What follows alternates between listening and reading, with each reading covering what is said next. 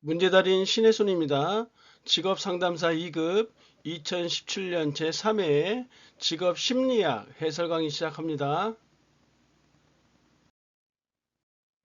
21번.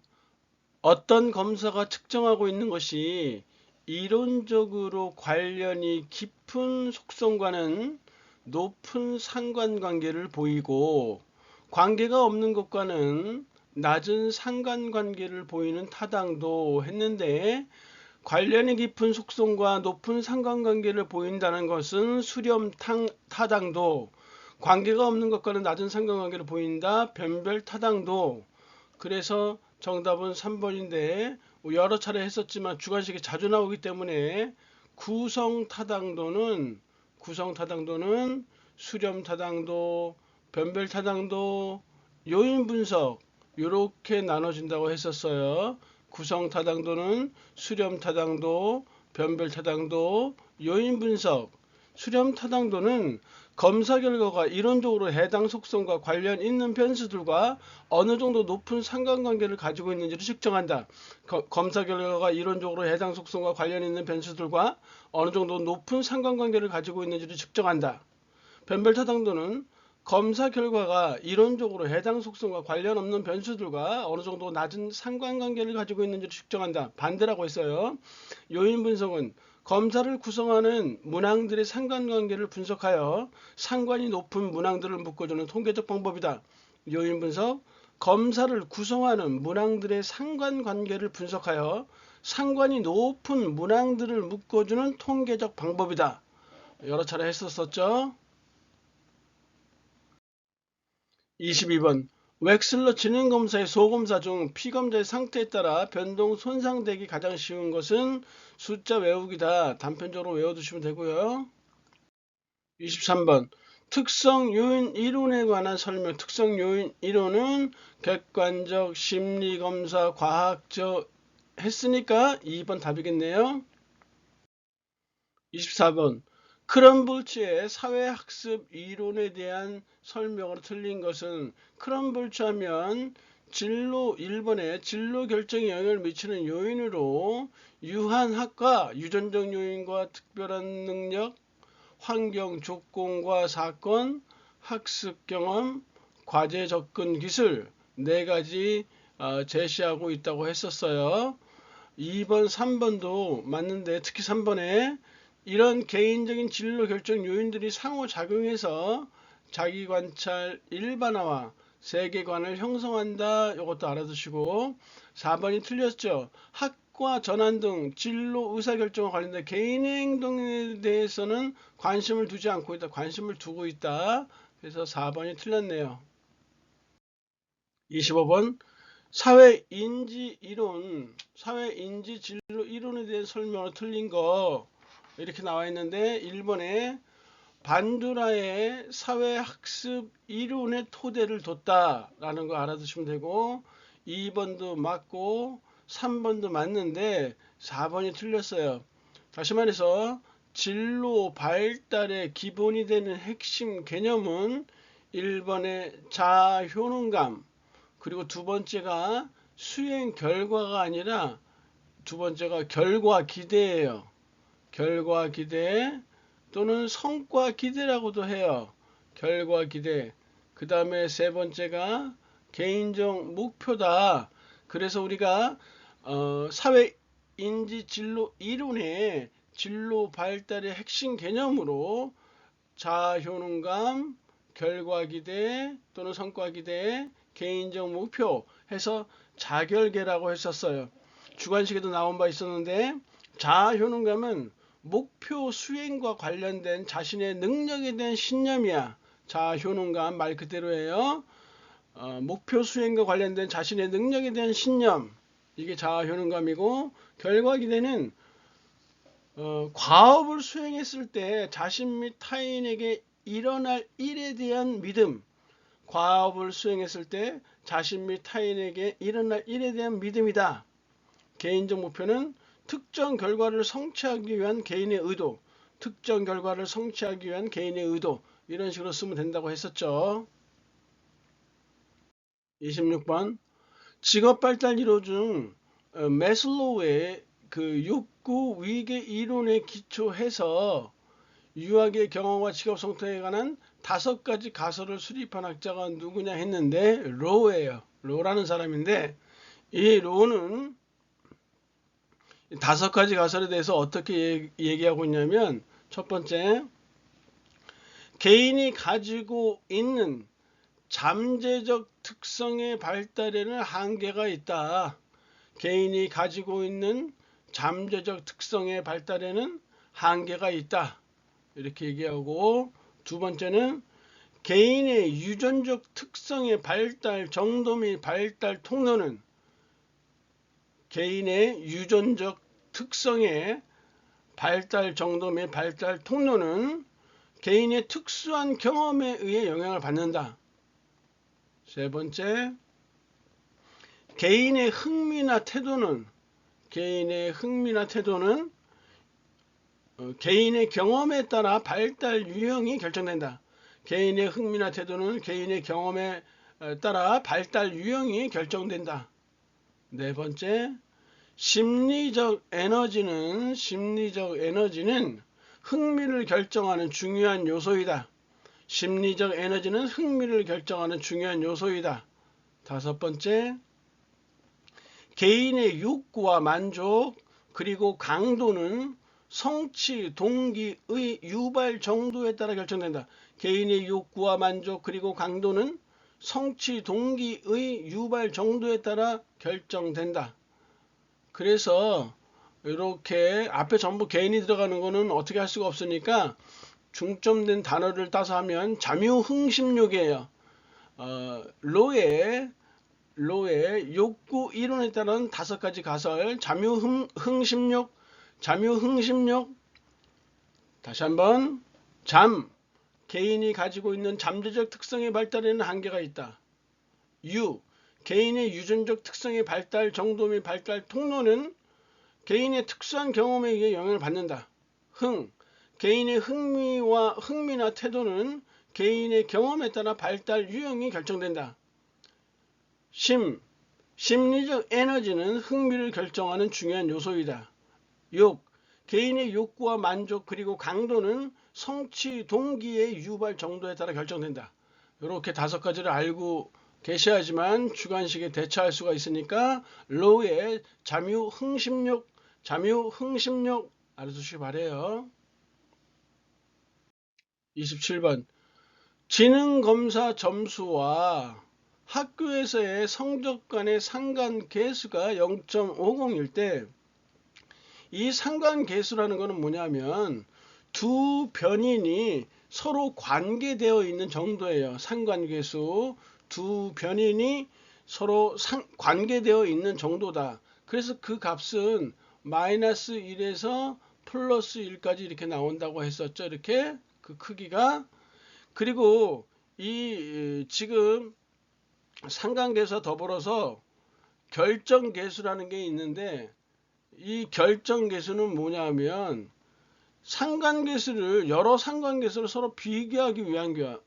결정계수는 상관계수들을 비교하기 위한 것이 결정계수고, 이 결정계수는 상관계수의 제곱을 하면 결정계수가 구해진다, 이렇게 얘기하고 있어요. 결정계수는 상관계수를 서로 비교하기 위한 것이며 상관계수의 제곱으로 처리한다. 그래서 3번에 상관계수가 0.5라고 했으니 그거 제곱하면 0.25죠. 그래서 학교에서의 성적에 관한 별량의 25%가 지능검사에 의해 설명될 것이다. 3번 정답이에요. 28번, 직무 분석을 위해 면접을 실시할 때 유의할 사항이 아닌 것은, 면접 대상자들의 상사를 통해서 면접 판단의 일정을 알려줘야 되겠죠. 그리고 2번에 보다 정확한 정보를 얻기 위해 응답자들이 가급적 예 또는 아니요, 이런 폐쇄적인 답이 나올 수 있는 폐쇄적인 질문을 하면 안 돼요. 예나 아니요로 답할 수 없는 개방형 질문을 통해서 상세한 응답이 나오도록 해야 되거든요. 개방형 질문을 통해서 상세한 답이 나올 수 있도록 해야지만 직무 분석을 하는데 도움이 될 거예요. 그래서 2번 정답이고 3번에 노사 간의 불만 갈등이 어느 한쪽의 편을 들지 않는 당연한 거고 작업자가 방금 한 이야기를 요약하거나 질문을 반복하면서 작업자와의 대화가 끊기지 않도록 해야 된다. 전부 면접 실시할 때 유의점들이에요. 29번 긴즈버그의 진로 발달로 인해서 잠정 긴즈버그 하면 우리 이 말 떠오르죠? 환자면이에요. 환상기, 잠정기, 현실기 여러 차례 했었다 환자면. 그리고 이 잠정기의 하위 단계로 우리가 흥능가전이라고 있었어요. 흥미 단계, 능력 단계, 가치 단계, 전환 단계, 흥능가전. 그리고 현실기 3단계가 우리가 탐구투이라고 했었죠. 탐색 단계, 구체화 단계, 특수화 단계. 특수화 단계는 다른 말로 정교화 단계라고도 했었어요. 그래서 흥미 단계는 자신의 흥미에 따라 직업을 선택하는 거 쉬워요. 능력 단계는 자신이 흥미를 느끼는 분야에서 능력을 가지고 있는지를 시험해 본다. 가치 단계는 자신이 좋아하는 직업이 자신의 가치관에 부합하는지를 평가해 본다. 쉽죠? 전환 단계는 주관적인 요소에서 현실적 외부 요인으로 관심이 전환된다. 그래서 흥능가전 하위 단계, 잠정기 하위 단계, 흥능가전은 주관식에 잘 나오지 않고 우리가 주관식에 잘 나오는 거는 현실기의 하위 단계 탐구특이라고 했어요. 그래서 탐색 단계는 이렇게 얘기를 했죠. 직업 선택의 다양한 가능성을 탐색하며 직업 선택의 기회와 경험을 갖기 위해 노력한다. 직업 선택의 다양한 가능성을 탐색하며 직업 선택의 기회와 경험을 가지기 위해 노력한다. 그 다음에 구체화 단계는 직업 목표를 구체화하며 자신의 결정과 관련된 내적, 외적 요인을 종합한다. 구체화 단계 직업 목표를 구체화하며 자신의 결정과 관련된 내적, 외적 요인을 종합한다. 그 다음에 세 번째 특수화 단계 또는 정교화 단계 얘는 자신의 결정에 대해 세밀한 계획을 세우며 고도로 세분화, 전문화된 의사결정을 한다. 자신의 결정에 대해 세밀한 계획을 세우며 고도로 세분화, 전문화된 의사결정을 하게 된다. 이렇게 해서 탐구특에 대해서 2차 시험이 여러 차례 나와서 신경 쓰라고 했었고 여기는 단지 객관식이기 때문에 흥능가전 해서 탐색기가 틀렸죠. 30번 스트레스의 원인 중 역할 갈등은 어디에 해당하는가? 역할 갈등은 직무 관련 스트레스원에 해당되어져요. 직무 관련 스트레스원은 예를 들어서 뭐 과제 특성이라든지 과제가 너무 어려워. 스트레스지.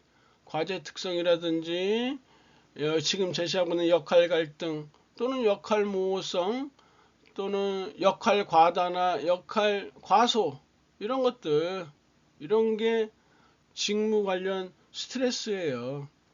그 다음에 개인 관련 스트레스형은 AB 성격 유형 했었죠. AB 성격 또는 통제 위치 내적 통제자냐 외적 통제자냐 통제 위치에 대한 거 또는 개인 관련이니까 개인의 욕구와 뭐 가치 뭐 이런 것들 개인 관련 스트레스고 조직 관련 스트레스는 뭐예요? 조직 문화와 풍토 있죠. 어느 기업의 어떤 풍토는 어떤 기업의 풍토나 조직 문화가 너무 꼰대 문화야. 뭐 이런 회사들 되게 많아요. 조직 문화와 풍토 이런 거는 조직 관련 스트레스원이죠. 물리적 환경 관련 스트레스원은 뭐 소음이라든지 조명, 뭐 진동, 뭐 이런 거, 공해 이런 것들 있잖아요. 짜잘짜잘한 거. 그래서 1번 정답이네요. 31번 A형 성격 유형. A형 성격은 굉장히 완벽하고 꼼꼼하고 성과 위주예요. 이렇게 생각하시면 되죠. 스트레스 많이 받는 애들. 1번 시간의 절박과 경쟁 성취욕. 2번 맞죠? 그리고 4번의 직무 스트레스 주요 원천이다. 비경쟁적 상황에서도 타인과의 경쟁심이나 적대감이 높아요. 그래서 3번 틀렸네요. 32번 직무 스트레스에 영향을 주는 요인에 관한 설명이 가장 거리가 먼 거. 거의 비슷한 문제가 또 나오고 있어요. B형 성격의 사람은 A형 성격 사람들보다 성취욕과 포부 수준이 높다. 아니죠. A 성격 유형의 사람들이 B 성격 유형의 사람들보다 성취 욕구와 포부 수준이 더 높기 때문에 일로부터 스트레스를 느낄 가능성이 더 크다. 이렇게 고쳐놔야 돼요. 이번에 내적 통제자보다 외적 통제자들은 삶에서 중요한 사건들이 주로 타인이나 외부에 의해서 결정된다고 보기 때문에 스트레스 영향력을 감소시키는 노력을 하지 않는 편이다. 2번 맞는 내용이고요. 그래서 나머지 3번, 4번도 읽어보시면 돼요. 정답은 1번이 틀렸어요. 33번 다음 가로에 알맞은 심리검사 용어. 지금 우리가 여러 차례 했었는데 검사의 실시와 채점 절차의 동일성을 유지한다. 딱 보면 표준화라는 거 알 수 있겠죠? 이런 게 표준화다. 규준화는 뭐냐? 다른 사람들의 점수를 참고로 해서 개인 점수의 상대적 위치를 파악하려고 하는 거야. 타인의 점수를 참고해서 개인 점수의 상대적 위치를 파악하려고 하는 거. 그래서 규준화하면 규준 참조 검사에서 상대 평가다 이렇게 생각하시면 돼요. 규상이 타인의 점수를 참고해서 개인 점수의 상대적 위치를 파악하고자 한다. 34번 검사의 구성타당도 분석으로 구성타당도 또 나왔네요. 이 기대표 작성은 준거타당도에 해당된다고 생각하시면 돼요. 준거타당도 이렇게 보시면 되고 준거타당도 2번에 확인적 요인 분석 있잖아요. 구성타당도잖아요. 실험을 통한 집단 간 차이를 검증한다. 이거 변별타당도예요. 그리고 유사한 특성 이게 바로 수렴타당도죠. 그래서 정답이 구성타당 1번이 정답이겠죠. 35번 직업발달 이론에서 파슨스가 제안한 특성 요인 이론의 핵심적인 가정이 무엇이냐 이렇게 했는데 1번이 정답이죠. 각 개인들은 객관적으로 측정될 수 있는 될 수 없는 이라고 잘못된 게 나올 수도 있었죠. 독특한 능력을 가지고 있다. 그래서 직업에서 요구하는 요인과 합리적인 추론을 통하여 매칭시키면 가장 좋은 요인이 된다. 가장 좋은 선택이 된다. 이렇게 했었고 2번에 분화와 통합의 과정을 거치면서 이렇게 나오면 얘는 타이드만과 오하라예요. 타이드만과 오하라. 3번에 유전적 요인과 특별한 요인 크럼볼추잖아요. 그 다음에 4번에 개인의 성격 요인과 직무관계성이 6가지 홀랜드잖아요. 이거는 36번 스이만의 개념적 틀을 이용해서 블라우너가 규정한 비소외적 상태 이렇게 했는데 블라우너가 규정한 비소외적 상태가 있고 그리고 소외적 상태가 있어요. 비소외적 상태는 뭐냐 하면 자자목사예요. 자자목사다. 자가 무엇이냐? 자유와 통제 이렇게 그 다음에 자기 몰입이에요. 자기 몰입. 그 다음에 목적이고, 그 다음에 사회적 통합이다. 사회적 통합. 이렇게. 그래서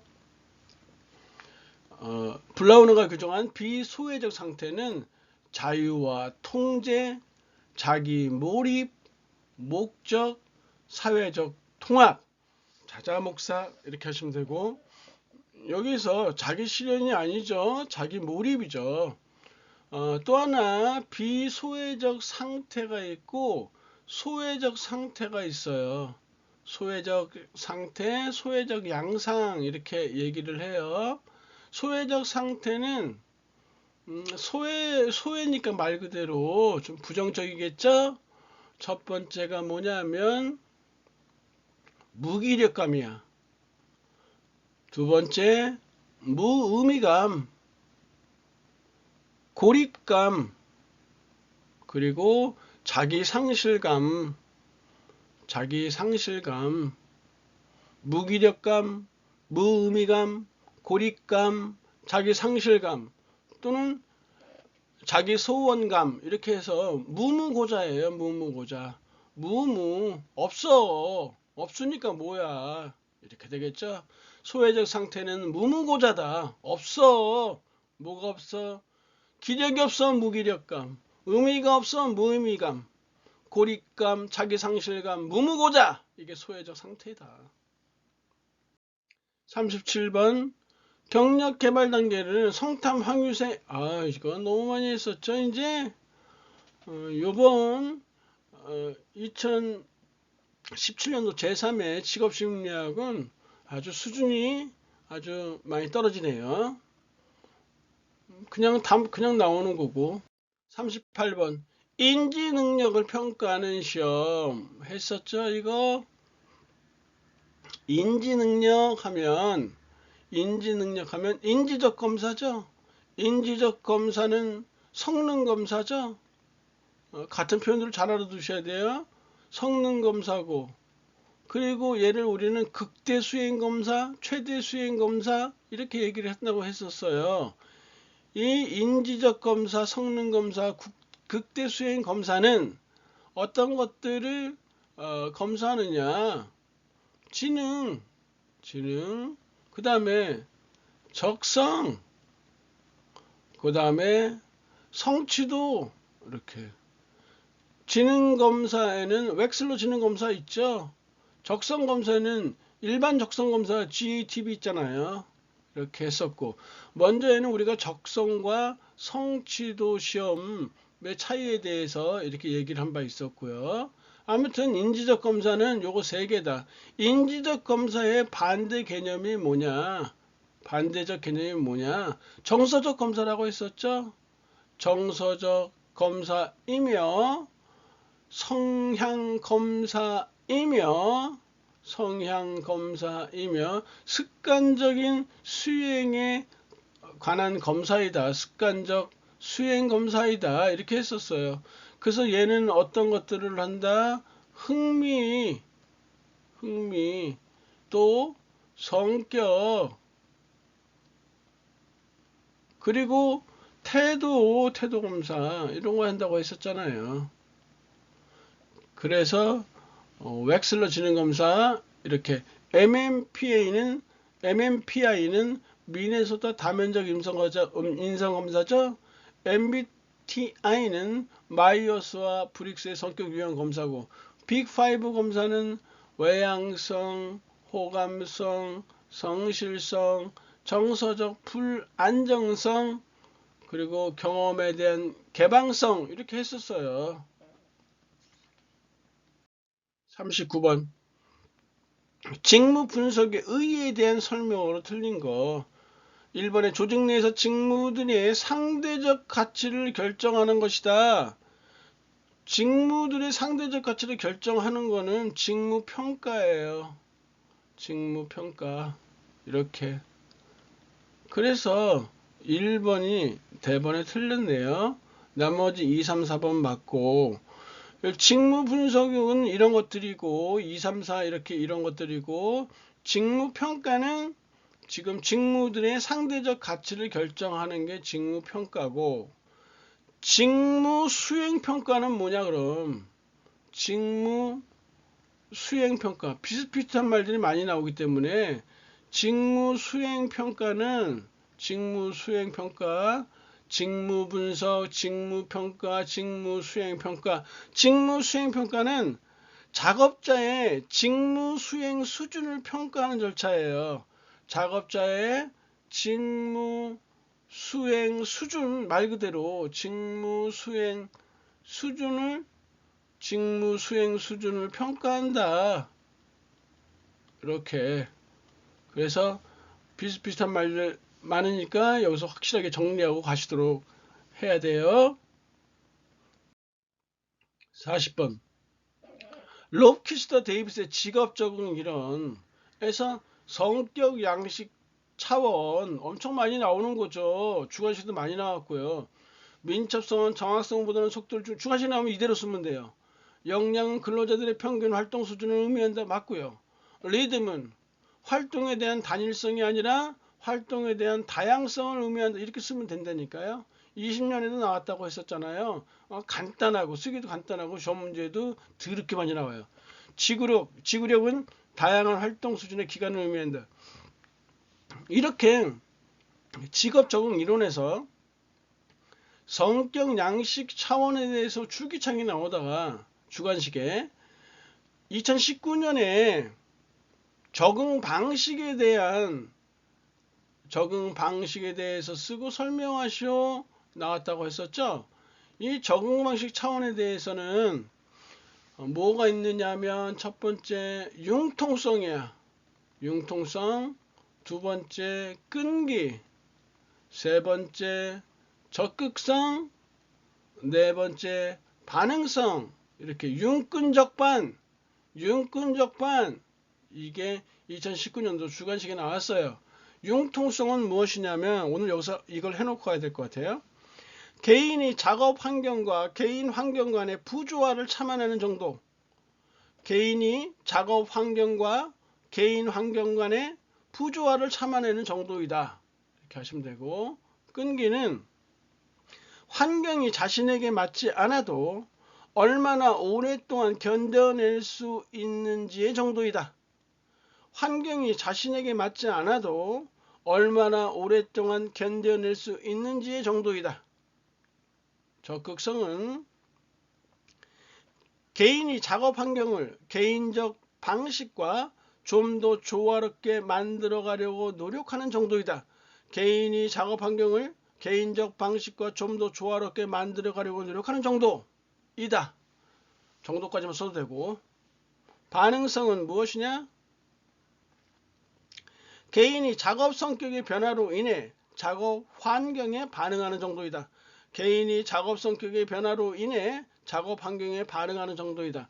이게 적응 방식 차원이에요. 융끈적반, 융통성, 개인이 작업 환경과 개인 환경 간의 부조화를 참아내는 정도이다. 끈기, 환경이 자신에게 맞지 않아도 얼마나 오랫동안 견뎌낼 수 있는지의 정도이다. 적극성, 개인이 작업 환경을 개인적 방식과 좀 더 조화롭게 만들어 가려고 노력하는 정도이다. 반응성, 개인이 작업 성격의 변화로 인해 작업 환경에 반응하는 정도이다. 오늘 시간이 났기 때문에 이 적응 방식 차원을 오늘 여기서 정리를 했어요. 일단 정답은 3번이고요. 강희준님 고생하셨고요. 다음 시간에 뵙겠습니다. 감사합니다.